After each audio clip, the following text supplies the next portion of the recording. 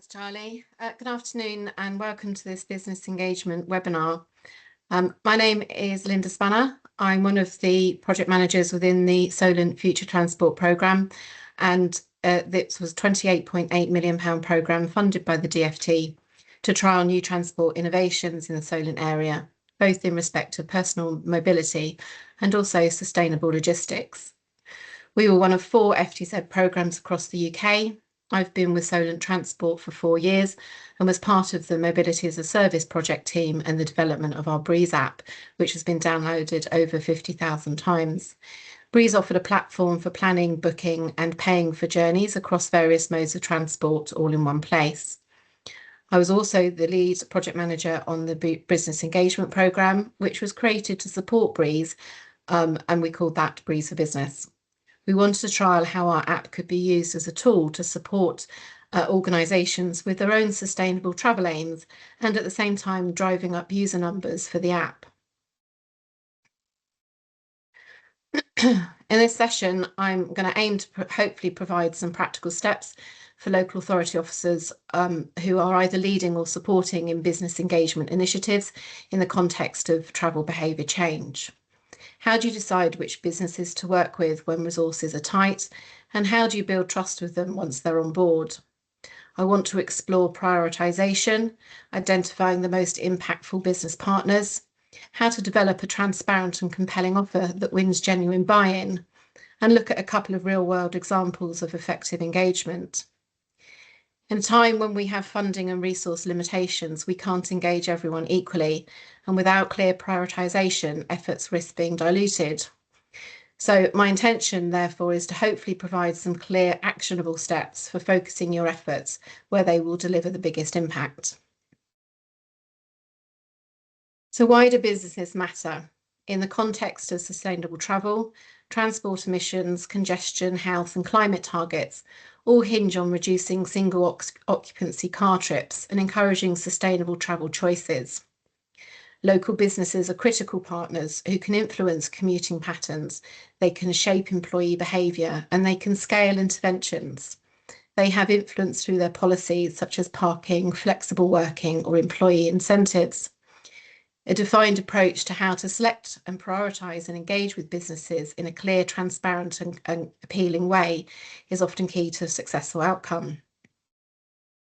At the heart of our initiative was the Solent FTZ Breeze app. We wanted to trial how Breeze could be used as a tool for organisations to achieve their sustainable travel goals whilst also benefiting their employees and other visitors by being advocates for new travel innovation. When we looked at how to develop our business engagement proposal, one of the first steps was to consider how to identify and select the right businesses to approach. The success of an initiative often depends on an alignment between your objectives and the priorities of your potential partners. So we started by asking, what do we want this engagement to achieve? With Breeze for Business, we had a few key objectives: to harness the advocacy of businesses to promote Breeze to their staff and visitors, to trial how Breeze could be used as a tool for organisations to promote their own sustainable travel goals and benefit their employees and other visitors, and also to promote Breeze to drive user uptake. However, the way in which Breeze for Business project was scoped was very much based on understanding the impact and influence of the direct business engagement activity. And so our KPIs were therefore around understanding the effectiveness and reach of that activity, rather than the direct impact on the end user. We monitored website visits and the volume of downloaded digital collateral. And over the 18-month period of our project, we had 1,775 visits to our website and 551 collateral downloads, which is a conversion rate of about 23%. And whilst the impact on the end users was not our primary focus, useful insights were obtained from our project surveys, which we'll look at later in a couple of case studies.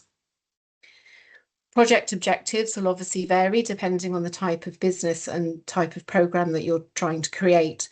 Our objective was to support and promote sustainable travel initiatives via our Breeze app. Other examples of initiatives might be an operational partnership, delivering joint commuter challenges, shuttle services, workplace travel plans. It might be around research collaboration, or it might be about gathering insights and data to support future policy decisions. Once we identified our objectives, we asked ourselves, what are we offering to the business? What's in it for them? Engagement must be mutually beneficial. Businesses need to see clear benefits for themselves.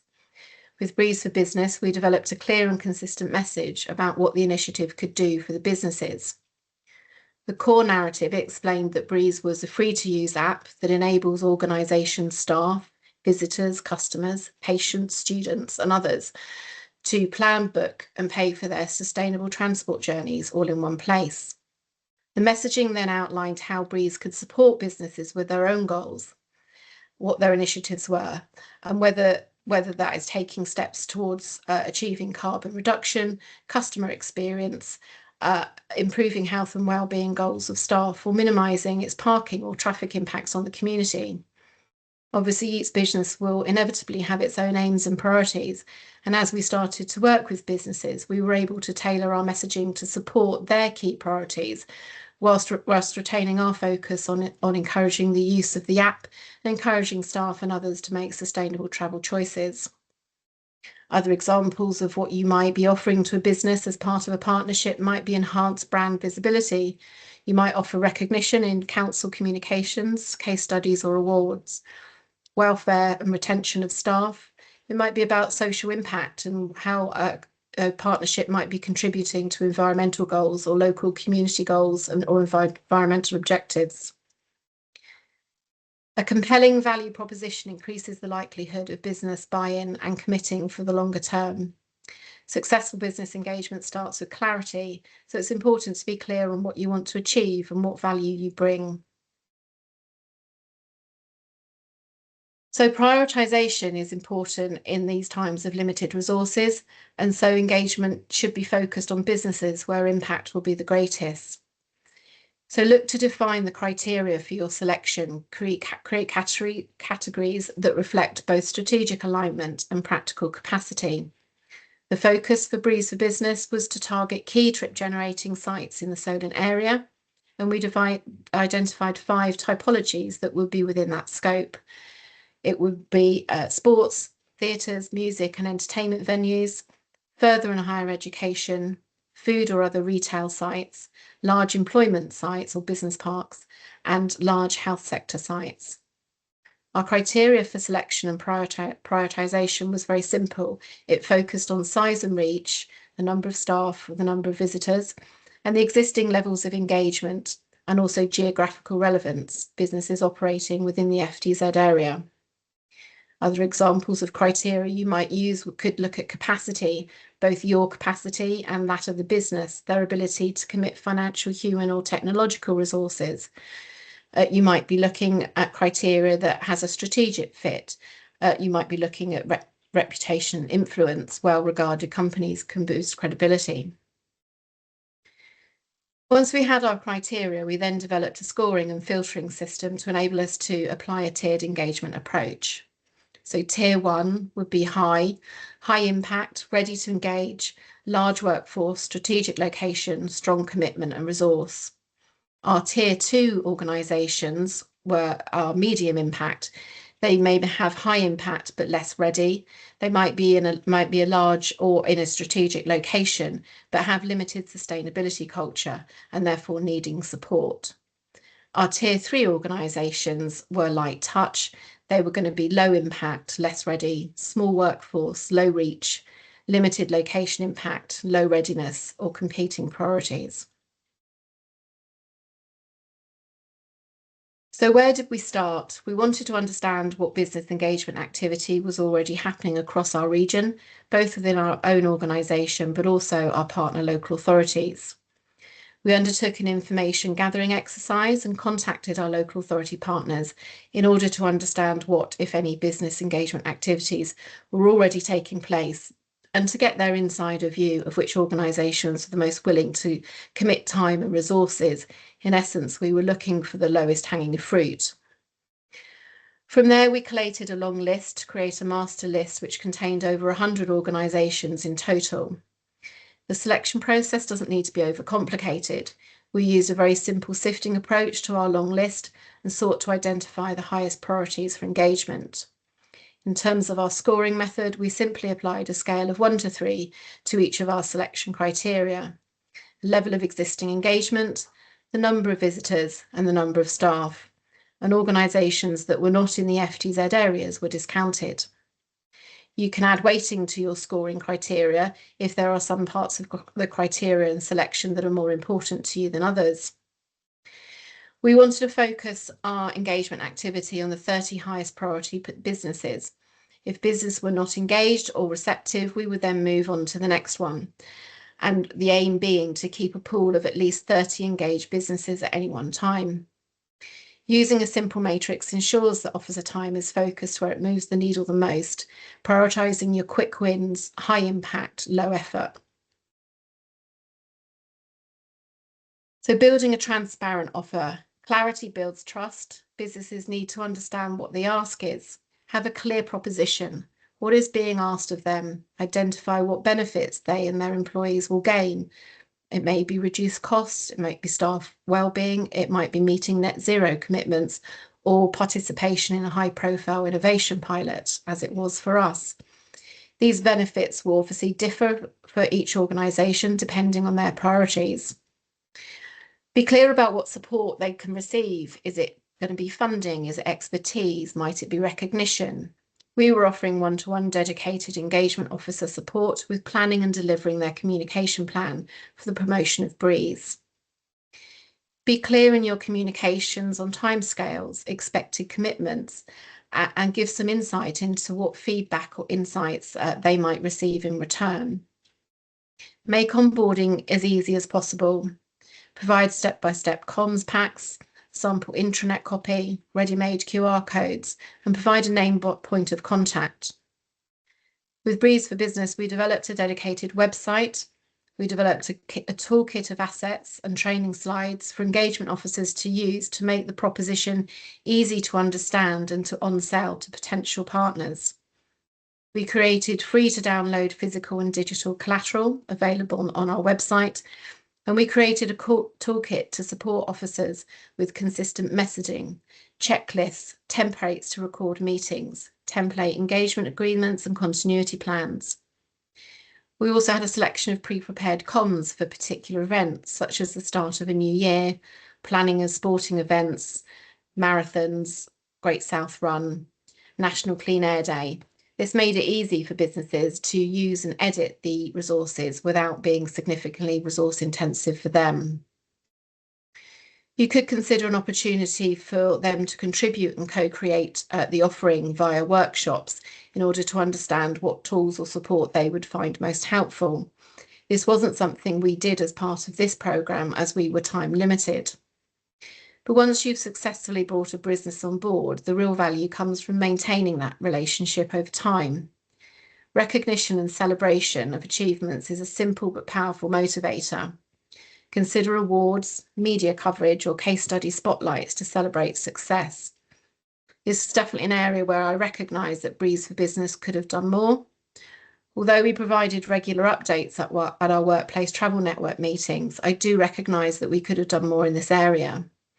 With hindsight, these update meetings could have been used to better effect by asking organisations to share experiences of what's been working well and what some of the challenges were that they faced, or by having a simple reward ceremony at the end of the project. And this was certainly something that I added to my lessons learned log. Ongoing and consistent contact is also important. Avoid the common pitfall of one and done. Regular touch points, even light touch communications such as newsletters, short check-in calls or seasonal campaign updates help maintain visibility and trust. Ongoing communication keeps the door open for future initiatives and funding opportunities. Look at forward and continuity planning. Staff turnover, both in councils and businesses, can quickly derail good partnerships if relationships rest on one or two individuals. Where possible, document any agreements, key contact points, shared goals, so that partnerships can survive personnel changes. Consider developing simple continuity plans, or MOUs, which make roles and expectations clear over the longer term. Build partnerships that are resilient, not just reliant on individual champions. The biggest setback I experienced with the project was losing my entire delivery team.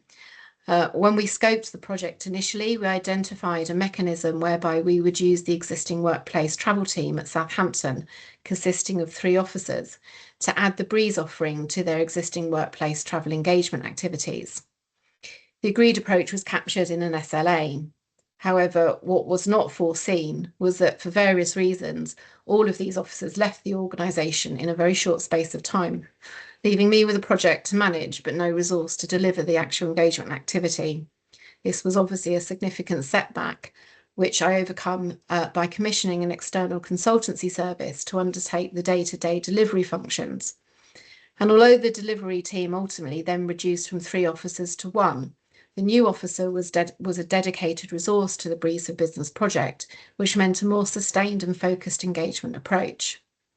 The fact that the training slides and toolkits had been developed and previous engagement activity was consistently recorded meant that relationship with the business partners was not lost, and the new officer could get up to speed relatively quickly. Although I'd lie if I said this wasn't a significant hiatus in the project. So consider evaluation. How are you going to evaluate the impact of your initiative? Do you have existing surveys that can be adapted? Do you need to create a new survey?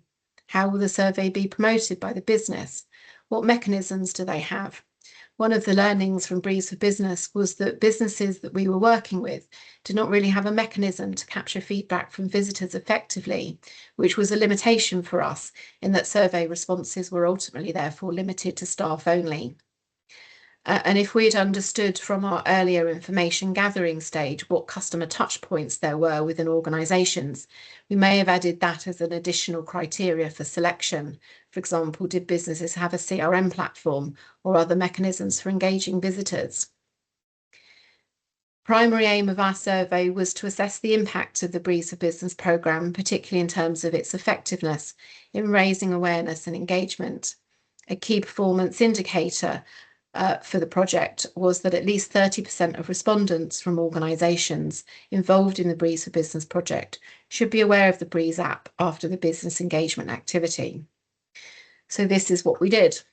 Southampton already had an existing business travel survey whereby staff from organisations were providing feedback.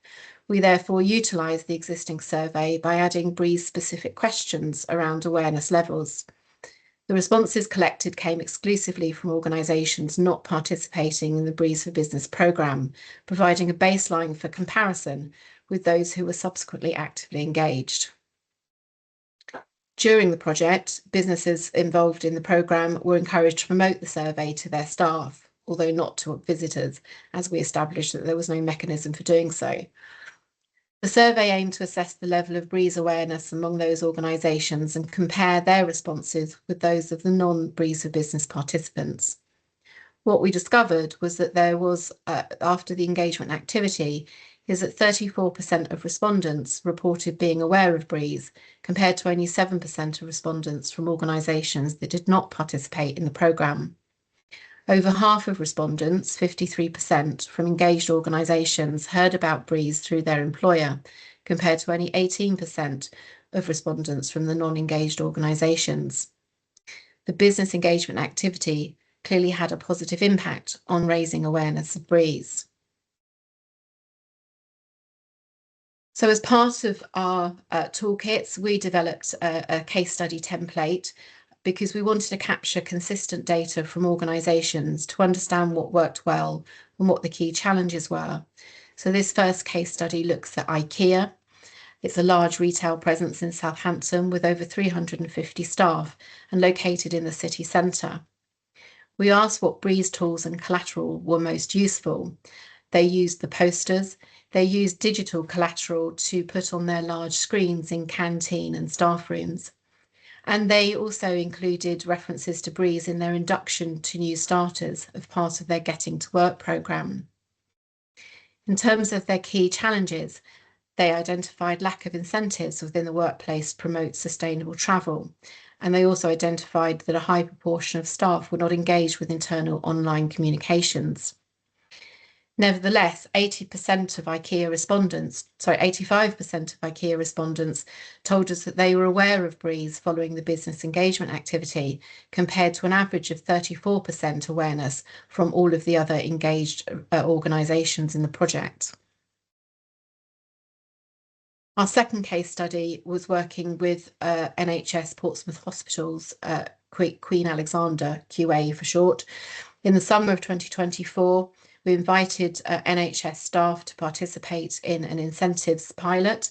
We offered £50 per month Breeze credit to spend on sustainable travel options for a period of 3 months to support staff in their commute to work and to encourage less car usage.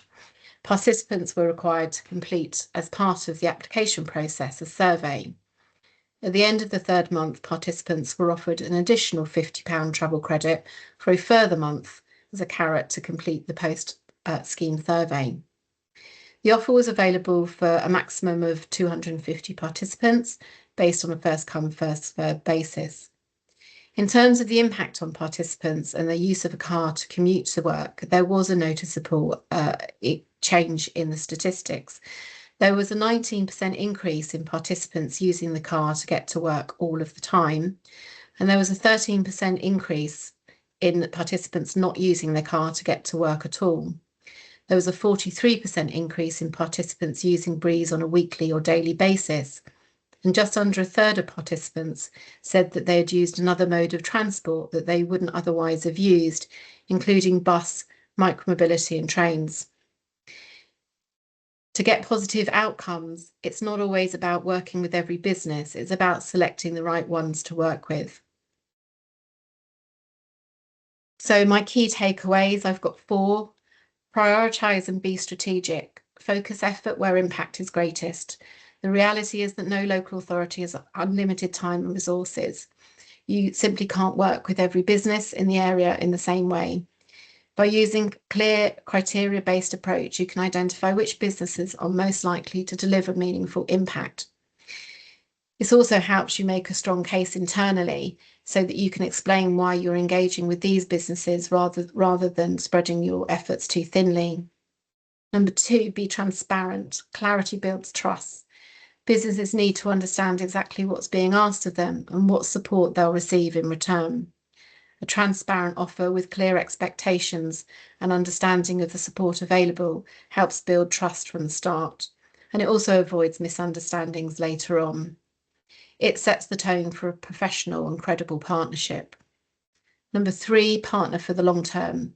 Sustainable travel behaviour change takes time. Real shifts happen when businesses move from being recipients of a scheme to active partners in shaping and promoting it. Regular check-ins, data feedback, recognition and continuity planning help keep businesses engaged and motivated over the longer term. Businesses need to see value, feel recognised and have a clear sense of continuity. And number 4, use what you already have. Many authorities already hold workplace travel survey data, air quality hotspot maps or business networks.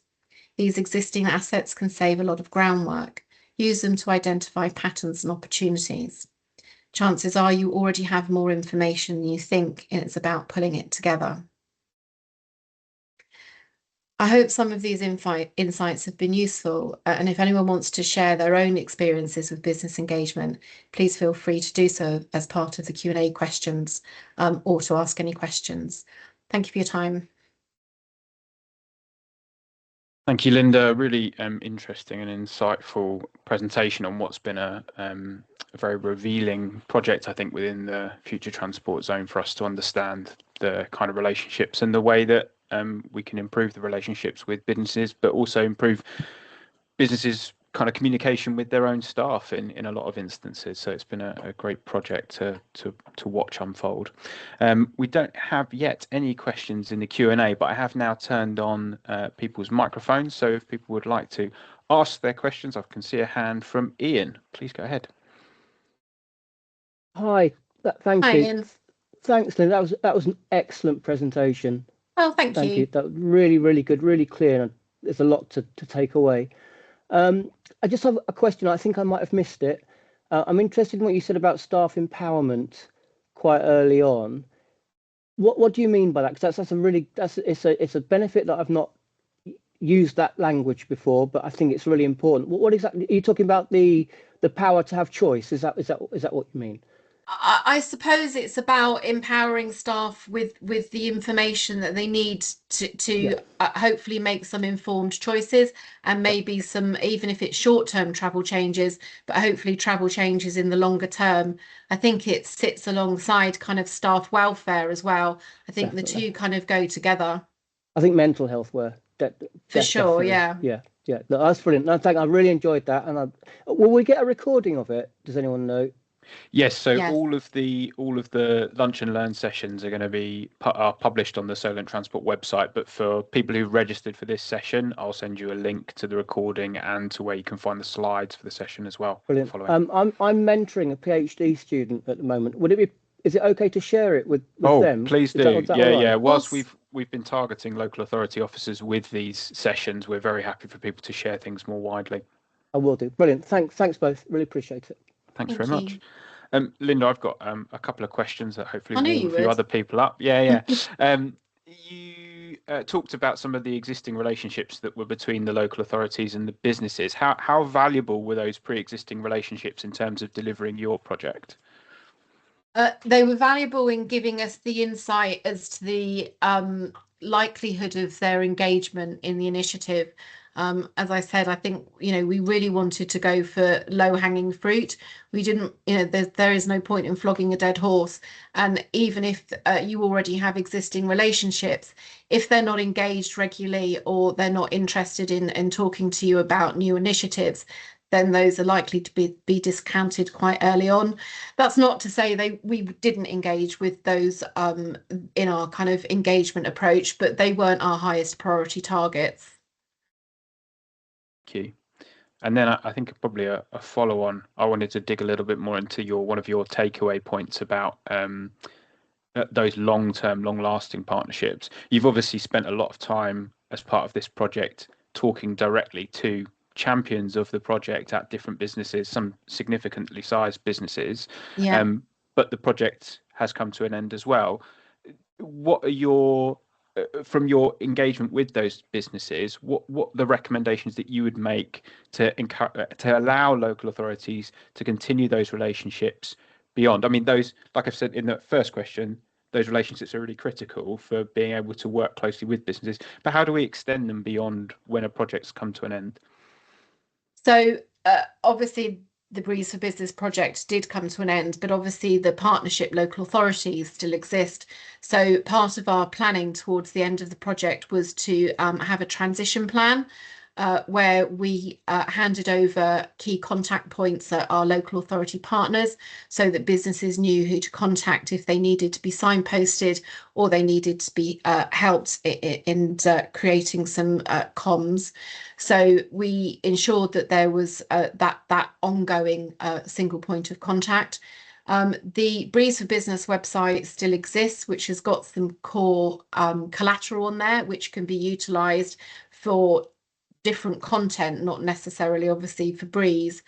What was the rest of the question? Sorry. Just in terms of maintaining those long-term relationships. So you're talking about the consistency of a single point of contact, like keeping resources out in the public realm is what you've touched on as well. I just wondered if there's anything else. And also providing contacts and resources within local Chamber of Commerce, for example, and business improvement districts, so that they can continue to promote sustainable travel messaging to their wider network. So ultimately, unless you've got a dedicated team, you're obviously never going to be able to keep that sustained momentum.